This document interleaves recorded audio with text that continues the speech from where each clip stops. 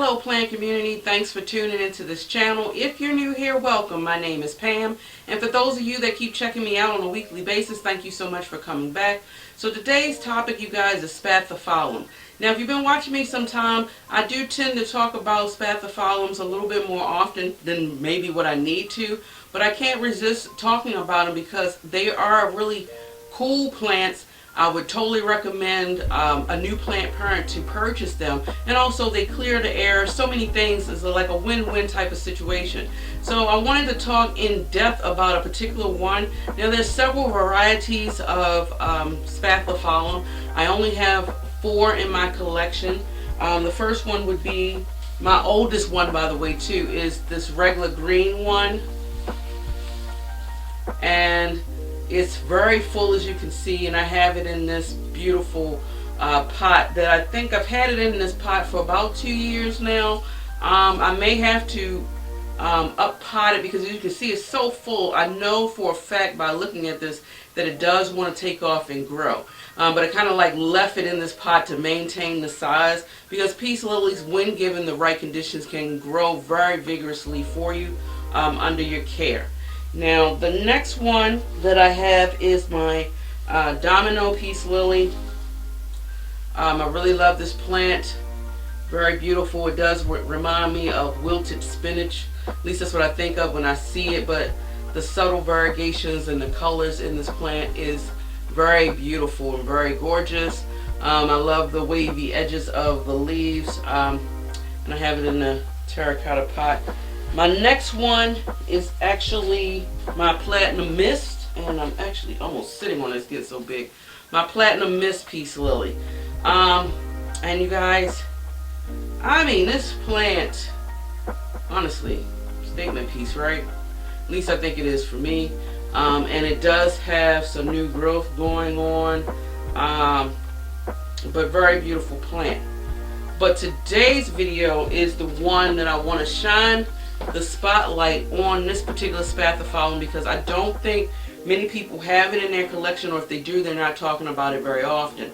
And that would be this beautiful Spathiphyllium silver streak.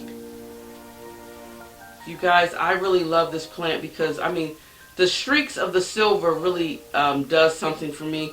You know, outside of me loving the red backs, y'all know that I love, but I do love the subtle creaminess of colors, as well as definitely a good silveriness of a leaf. And check out that foliage, very beautiful.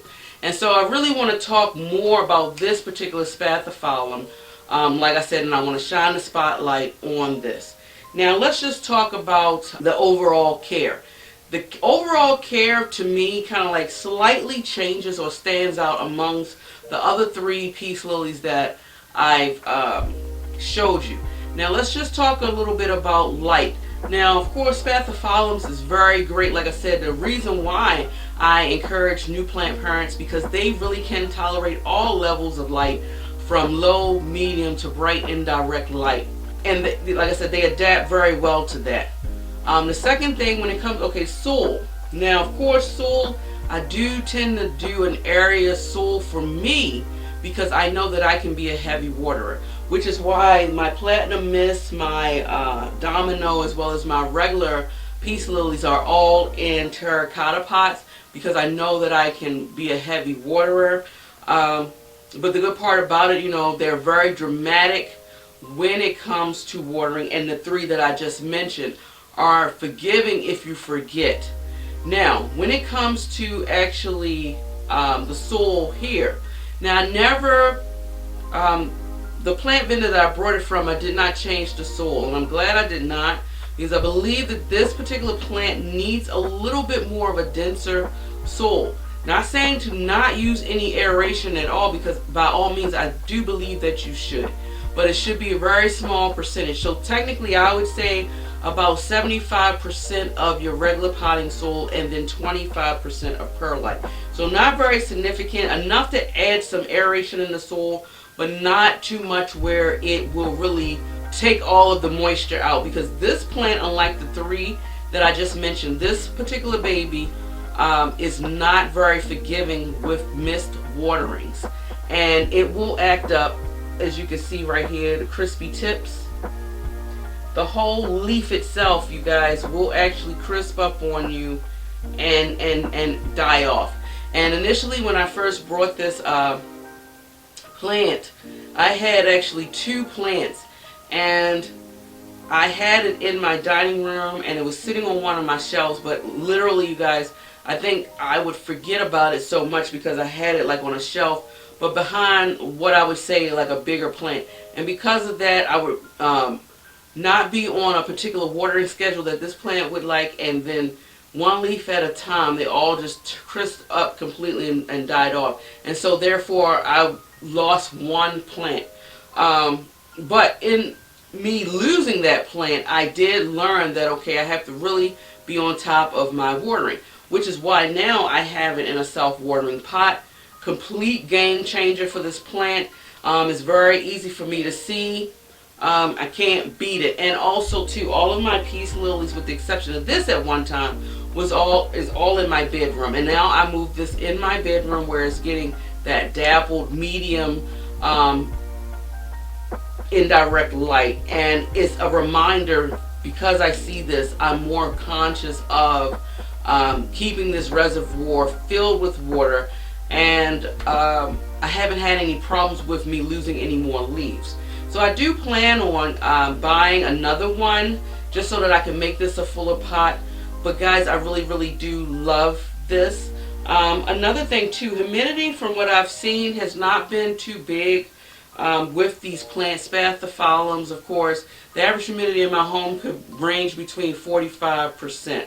Like I said, it's more humid in this sunroom than it is in my house. And I haven't had any issues with it.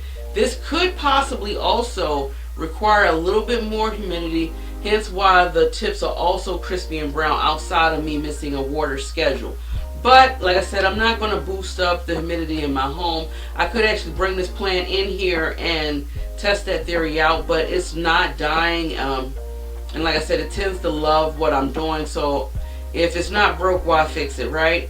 So other thing too, as far as blooming, you guys, they say Spathiphylliums may be extremely difficult to bloom. I guess that's debatable depending on where you're at in your region and other factors to consider. But I can honestly say I haven't had my original peace lily, the all green variety, to bloom. And I'm not quite sure if this one would even bloom. I mean, if it does, I would be a proud plant parent, as well as equally surprised if I was able to get this to bloom. But the two Spathiphylliums that I do have that has been blooming nonstop, believe it or not, has been my platinum mist as well as my domino peace lily. And what's tripping me out is my platinum mist is actually I would say several feet away from the window, and it was still flowering for me. So it's getting brighter light, enough light to satisfy. My domino is way closer to the window, so I will get like a bloom here and there. Now I haven't received, these two plants do bloom for me, but I haven't received multiple blooms. It's traditionally just one bloom in each plant, but I enjoy it. Some people cut them off. I leave them there because I just feel accomplished when I do see blooms on my plants. I know that it's happy at least, and it's rewarding me with the hard work that I'm putting in with these plants. Now, like I said, the silver streak, another thing too that I've noticed that's different with the plants is like the domino one, the leaf is slightly a little bit thicker than the traditional one, but this leaf, you guys, on this plant is very, it's a little bit thicker, I would say, which tells me that the thicker leaves can tolerate more light. So this plant more than likely would thrive, utterly thrive in a bright, indirect light situation, and I think a more humid environment.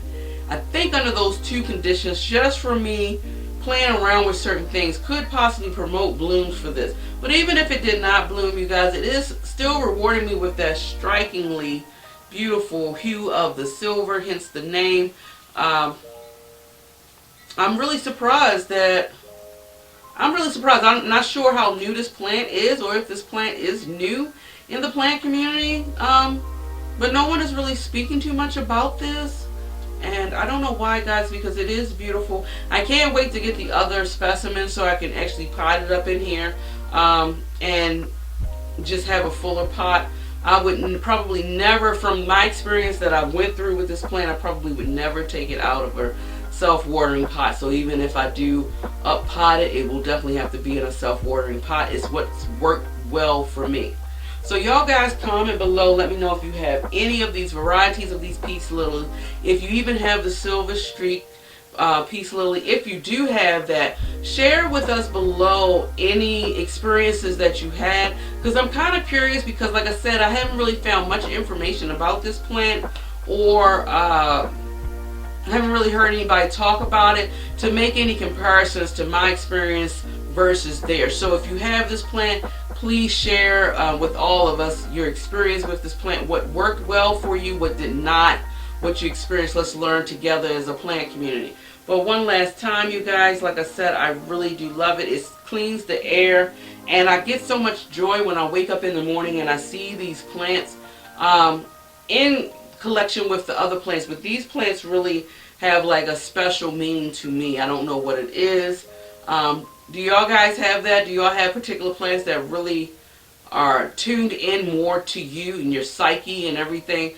Like I said, it really brings me joy when I wake up, and it sets the tone for my day, you know, and it really helps my mental health. Yeah, I can go on and on about it, but that's all I'm about to say. I wanted to see, is there anything else that I want to make a mention? We touched on light, we touched on soil and water, we talked about blooms as well as humidity. I